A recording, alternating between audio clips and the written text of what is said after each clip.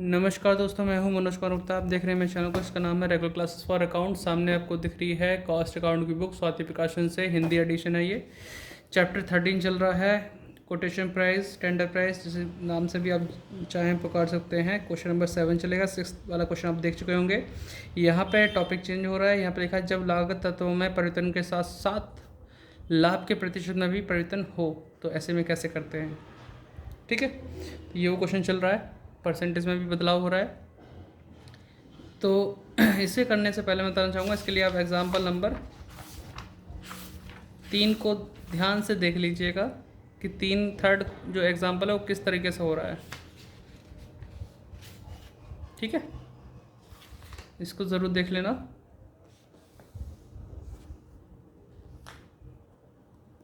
अगर आप इसे देख लेंगे तो आप क्वेश्चन करने में आसानी होगी और कोई दिक्कत नहीं आएगी।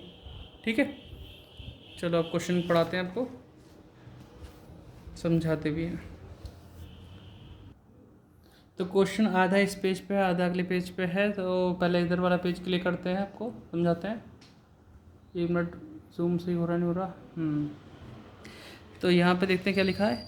Following are the particulars for the production of 2000 sewing machine of Suresh Jain and company limited for the year ended 2018। हमें दे रखी जानकारी। कॉस्ट ऑफ मटेरियल दे रखा है, वेजेस है, मैन्युफैक्चरिंग एक्सपेंसेस दे रखा है, डेप्रिसिएशन है, रेंट, रेट्स, इंश्योरेंस। आपको ये वैल्यू दिख रही होंगी साइड में, आराम से स्क्रीनशॉट लेना चाहे ले सकते हैं। अगर बुक नहीं है तो, बुक है तो अच्छी बात है। सेलिंग एक्सपेंसेस, जनरल एक्सपेंसेस है, सेल्स हमें गिवन है यहाँ पे, और बाकी हिंदी में है। हिंदी वाले हिंदी में पढ़ लें इसे, बाकी इंग्लिश में है तो मैं उसे हिंदी में कन्वर्ट कर बता दूंगा किस तरह से क्या बोलना चाह रहा है। अगर चाहे तो मैं हिंदी में ऐसे समझा देता हूँ। कंपनी 2019 में 3000 सिलाई मशीन उत्पादित करना चाहती है। ठीक है, ये 18 के लिए 2000 दे रखा है, लेकिन हम आगे बताया जा रहा है कि इसमें 3000 उत्पादित करनी है। आप वह मूल्य दिखाते हुए एक विवरण प्रस्तुत कीजिए जिस पर मशीनें बेची जा सकती हैं ताकि विक्रय मूल्य पर 10% लाभ हो सके। अब विक्रय मूल्य 10% हो रहा है, मांग रहा है लाभ, लेकिन अब प्रेजेंट कंडीशन में क्या हो रहा है इसमें कुछ जानकारी नहीं बताएगी, क्या होगा क्या नहीं होगा, लेकिन आगे ये होना चाहिए। और हमारी क्वांटिटी भी पहले से बढ़ी हुई है, तो हो सकता है खर्चे भी हमारे बढ़ जाएँ। अग्रलिखित अतिरिक्त सूचनाएं आपको दी जाती हैं। आप पेज पलटते हैं, आगे चलते हैं। देखो, दिख रहा है। स्क्रीनशॉट लेने वाले स्क्रीनशॉट ले लें। यहाँ लिखा the company plans to manufacture 3000 sewing machine during 2019। You are required to submit a statement showing the price at which machine would be sold so as to show a profit of 10% on the selling price. चलो ये वाली बात तो same to same है। The following additional information is supplied to you. Price of material is expected to rise by 20%। आपके जो price material के हैं वो बढ़ जाएंगे 20% से, चलो इंक्रीज़ कर देंगे। Wages rate are expected to show an increase of 5%, इसे भी बढ़ाना पड़ेगा। Manufacturing expensive will rise in proportion to combined cost of material and wages. Material wages को जोड़ के हमारी प्राइम कॉस्ट आती है, तो उसी रेशो में हमें बताना होगा कि पहले की प्राइम कॉस्ट क्या थी, अब की क्या होगी, उसी हिसाब से इंक्रीज़ करना पड़ेगा। Selling expenses per unit will be remain at the same. Other expenses will remain unaffected by the rise in output. इनमें कोई चेंजेस नहीं होने वाला। ठीक है, बाकी संकेत दे रखे, इसे पढ़ लेना थोड़ा सा चाहो तो। यहाँ तक है, बाकी क्वेश्चन कराऊंगा तो आप ज़्यादा देख ही लेंगे। ठीक है, चलो आगे बढ़ते हैं। तो लाइन हमने खींच ली है। क्वेश्चन नंबर 7 है, कॉस्ट शीट आउटपुट है 2000 स्विंग मशीन दे रखी है और particular total cost per unit. अब स्टार्टिंग जो होगी कॉस्ट ऑफ मटेरियल लिखने से होगी, यानी जो मटेरियल कॉस्ट हमें दे रखी है, ओपनिंग स्टॉक वगैरह कुछ नहीं है, सीधे सीधे स्टार्टिंग हो रही है, तो आसानी से हो जाएगा। तो मटेरियल की कॉस्ट हम लिखेंगे मटेरियल के नाम से, कितना है 1,60,000। ठीक है, ये हमारा हो गया। फिर नेक्स्ट पॉइंट है हमारा वेजेस, तो वेजेस लिखते हैं। वेजेस के अमाउंट है 240, तो 240 लिखते ही हमारा टोटल बैठेगा 4 लाख, जो कि हमारा होगा प्राइम कॉस्ट।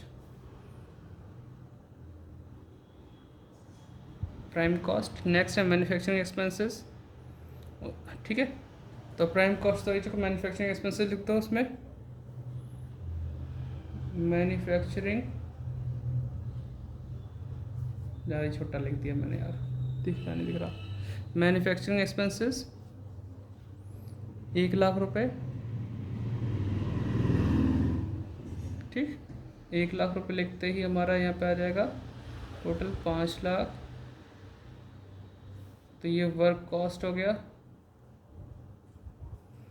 अब इसके बाद लिखते हैं बाकी खर्चे। डेप्रिसिएशन,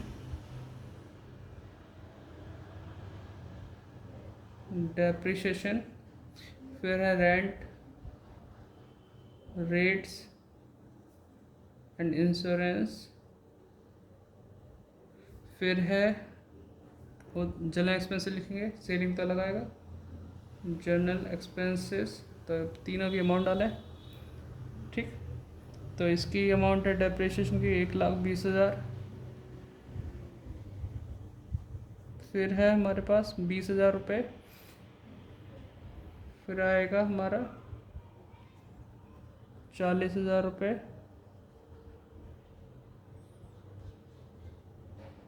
देखो सही लिखा नहीं लिखा।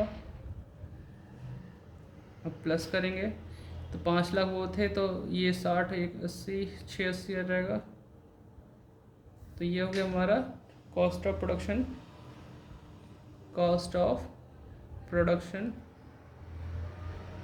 इसके बाद हमें लिखना है कॉस्ट ऑफ प्रोडक्शन और सेलिंग प्राइस। बाकी वो खर्चे में चीज़ नहीं दे रखी, जैसे कि फिनिश स्टॉक का ओपनिंग क्लोजिंग। तो सेलिंग एक्सपेंसेस दे रखे हैं, सेलिंग एक्सपेंसेस ही था, हाँ मैं कुछ गलत तो नहीं बोल गया। 60,000 रुपये, ठीक। 60,000 जोड़ते ही आ जाएगा 7,40,000, ठीक है। ये कॉस्ट ऑफ सेल्स हो गई, ठीक। अब यहाँ सेल्स दे रखा है, लेकिन एग्जांपल में आप देखेंगे तो वहाँ पे इसका यूज़ नहीं किया गया। सेल्स अगर देखा जाए तो 8 लाख दे रखा है, और यहाँ 1,60,000 का क्या हो जाएगा प्रॉफिट। मैं आपके लिए एक्स्ट्रा कर रहा हूँ, उसमें इतना ही दिया गया है। लेकिन ये चीज़ देखो, 1,60,000 आने से मतलब ये होता है कि आप 1,60,000 का प्रॉफिट कमाते हैं 8 लाख की सेल करने पे, यानी कि सेल पे आपका 20% प्रॉफिट होता है। लेकिन आगे जो कोटेशन प्राइस के लिए बोला गया है उसके लिए सिर्फ आप 10% ही प्रॉफिट मांग रहे हैं, यानी कि आप देख सकते हैं कि प्रॉफिट में सीधे सीधे बदलाव हो रहा है। पहले 20% था, अब 10% है, और कॉस्ट एलिमेंट में तो हो ही रहा बदलाव। तो दोनों चीज़ में बदलाव वाला ये क्वेश्चन है हमारे सामने। तो इसमें पर यूनिट में निकालता हूँ, तब तक आप क्वेश्चन नोट डाउन कर लो इसे, ठीक। वीडियो पॉज करो। थोड़ी सी मिस्टेक है मेरी कि 740 यहाँ तक आ चुका था, और सेल 8 लाख की है तो 60,000 का आएगा, जो कि मैं 160 लिख चुका था गलती से, तो ये गलती है। अब यहाँ देखते हैं 30 और आएगा यहाँ पे, और यहाँ पे आ जाएगा 400।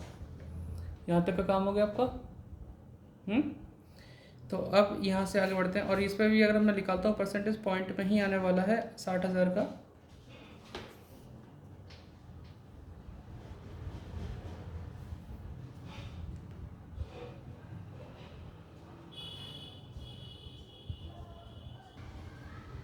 तो 7.5% प्रॉफिट आया है ये, इस पे अगर सेल पे निकालते हैं तो यानी कि आगे वो 10% लेना चाह रहा है, जो कि मैंने गलती से 20% उस समय बोल दिया था। तो ये मेरी मिस्टेक है, भूल चूक। तो ठीक है, तो अब इसे मैं अगला वाला करके दिखाता हूँ, जो कि चेंजेस के हिसाब से होगा। थोड़ा सा डिफरेंट है, ध्यान से देखना। आप वीडियो पॉज करके इसे पूरा नोट डाउन कर लो, फिर मैं अगले उस पर मिलता हूँ लाइन खींच के। तो देखो दोस्तों, लाइन हमने खींच ली है। अब क्वेश्चन करके दिखाते हैं आपको, जो चेंजेस के हिसाब से होगा वो किस तरीके से होगा। सबसे पहले लिखते हैं मटेरियल, ठीक है, मटेरियल लिख दिया। अब पीछे हमें पलटना पड़ेगा। मटेरियल की कॉस्ट पर यूनिट आई थी 80 रुपये, आई थी ना, और मटेरियल में बोला गया था कि 20% इंक्रीज़ करना है। यहाँ पे दिख रहा है वैसे तो 20% करना है, तो 80 के हिसाब से देखते हैं तो कितना आएगा। 3,000 इंटू 80, तो यह आएगा 2,40,000 प्लस इंक्रीज़ कितना होगा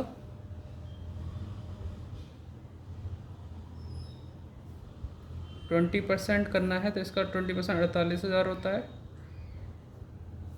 तो ये हो जाएगा आपका 2,88,000। बताओ इसमें कोई दिक्कत तो नहीं। अब इसको डिवाइड करते हैं, 288 डिवाइड बाई 3096 ये आ गया। ठीक है, ऐसी है इसमें दे रखा है लेबर के लिए पारिश्रमिक दर जो लेबर है, वेजेस रेट, तो वेजेस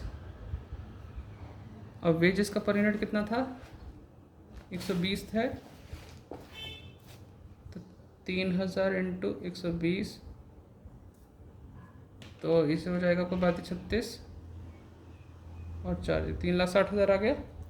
अब इसके बाद भी इसमें इंक्रीज हो रहा है कितना, सिर्फ 5%, तो 3,60,000 का 5% ये 18,000 आ गया। इसे जोड़ देंगे 3,78,000 आ जाएगा, और 3,78,000 को डिवाइड करो 3,000 से 126 आ जाएगा, और जब इसे टोटल करेंगे तो प्राइम कॉस्ट हमारे सामने मिलेगा। अब प्राइम कॉस्ट अगर इसे करते हैं 96 222 और इसे करते हैं 288 प्लस 378 ओहो 288 378 6,66,000।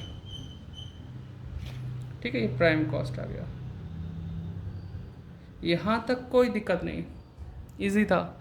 लेकिन अगला जो बोला है ना इसने कि manufacturing expenses will be raised in proportion to the combined cost of material and wages. Material and wages का मतलब होता है इनको जोड़ के आपका प्राइम कॉस्ट आता है। प्राइम कॉस्ट अभी इतना आ रहा है, पिछली बार कितना आया था जब 2,000 रुपये था 4 लाख, और जबकि हमारे पास मैन्युफैक्चरिंग एक्सपेंसेस कितना था 1 लाख। अब यहाँ से वो चीज़ बढ़ेगी तो ज़रूर, कैसे बढ़ेगी, किस प्रोपोर्शन बनेगी, वो है मटेरियल ऑफ वेजेस के उसमें। तो मैं यहाँ लिखता हूँ मैन्युफैक्चरिंग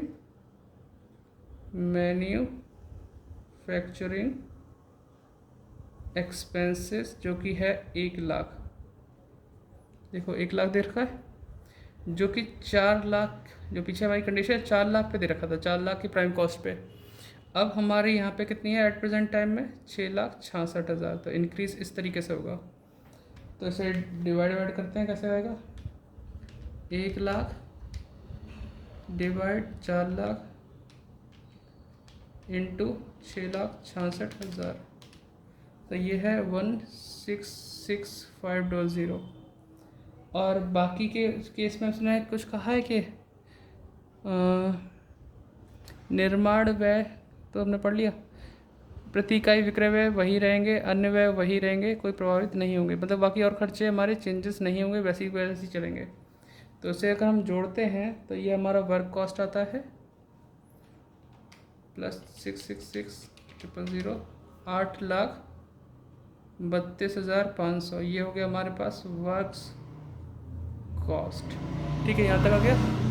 फिर जो खर्चा था, जैसे हमने पीछे खर्चा लिखा वही खर्चा लिखते हैं, और किस तरीके से आएगा वो देखते हैं। यहाँ पे 1,20,000 दे रखा है, और यहाँ 20,000 है, यहाँ पे कितना है 40,000। ये सेम टू सेम आ जाएगा, जैसे वही बोला, इसमें कोई चेंजेस नहीं रहेगा। बिक्री व्यय प्रति यूनिट वही रहेंगे, इसमें बोला था, और अन्य उत्पादन व्यय की बढ़ोतरी से अप्रभावित रहेंगे। बाकी जो खर्चे हैं वो same, other expenses will be remain unaffected by the rise in output, कोई भी इसमें बढ़ोतरी नहीं होगी। तो बाकी खर्चे हमें ऐसे कैसे लिख देना है, ठीक है। तो लिखते हैं ये डेप्रिसिएशन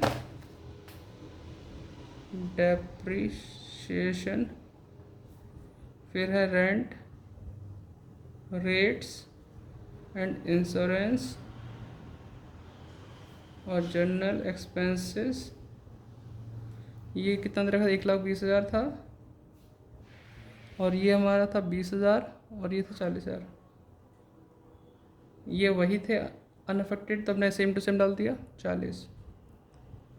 ठीक, तो लाइन खींचते हैं और प्लस करते हैं, तो ये हो जाएगा हमारे पास कॉस्ट ऑफ प्रोडक्शन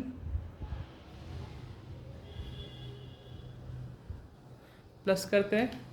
आप तो नोट डाउन करो,